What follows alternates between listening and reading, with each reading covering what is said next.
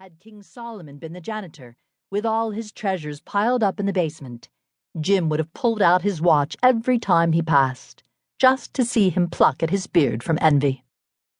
So now, Della's beautiful hair fell about her, rippling and shining like a cascade of brown waters. It reached below her knee and made itself almost a garment for her. And then she did it up again, nervously and quickly. Once she faltered for a minute, and stood still, while a tear or two splashed on the worn red carpet. On went her old brown jacket. On went her old brown hat. With a whirl of skirts, and with a brilliant sparkle still in her eyes, she fluttered out the door and down the stairs to the street. Where she stopped, the sign read, Madame Sofronie, hair goods of all kinds. One flight up, Della ran, and collected herself, panting. Madame, large, too white, chilly, hardly looked the Sofronie. "Will you buy my hair?" asked Della. "I buy hair," said Madame. "Take your hat off and let's have a sight at the looks of it." Down rippled the brown cascade. $20, said Madame, lifting the mass with a practiced hand. "Give it to me quick," said Della. Oh, and the next 2 hours tripped by on rosy wings. Forget the hashed metaphor. She was ransacking the stores for Jim's present. She found it at last. It surely had been made for Jim and no one else. There was no other like it in any of the stores, and she had turned all of them inside out.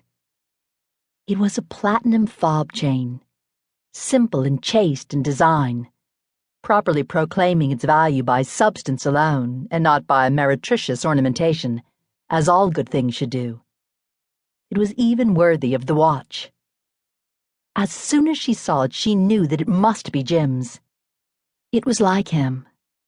Quietness and value. The description applied to both.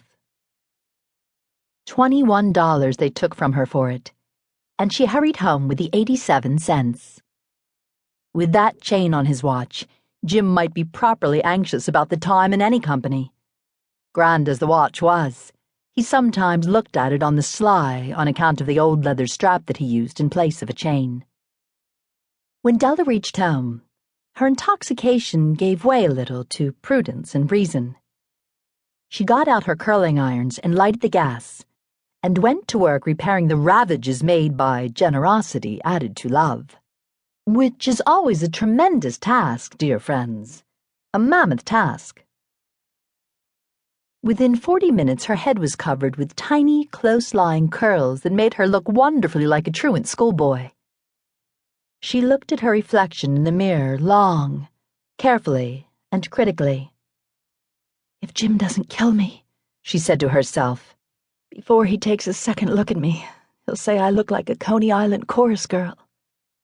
But what could I do? Oh, what could I do with $1.87? At 7 o'clock, the coffee was made, and the frying pan was on the back of the stove, hot and ready to cook the chops. Jim was never late. Della doubled the fob chain in her hand and sat on the corner of the table near the door that he always entered. Then she heard his step on the stair away down on the first flight, and she turned white for just a moment. She had a habit for saying little silent prayer about the simplest everyday things, and now she whispered, "Please, God, make him think I am still pretty." The door opened and Jim stepped in and closed it.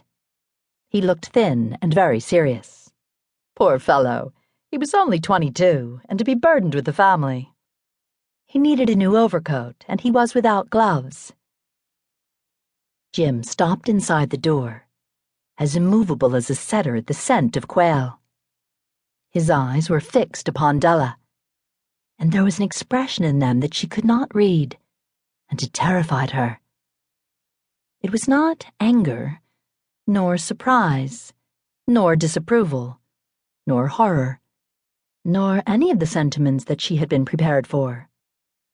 He simply stared at her fixedly with that peculiar expression on his face.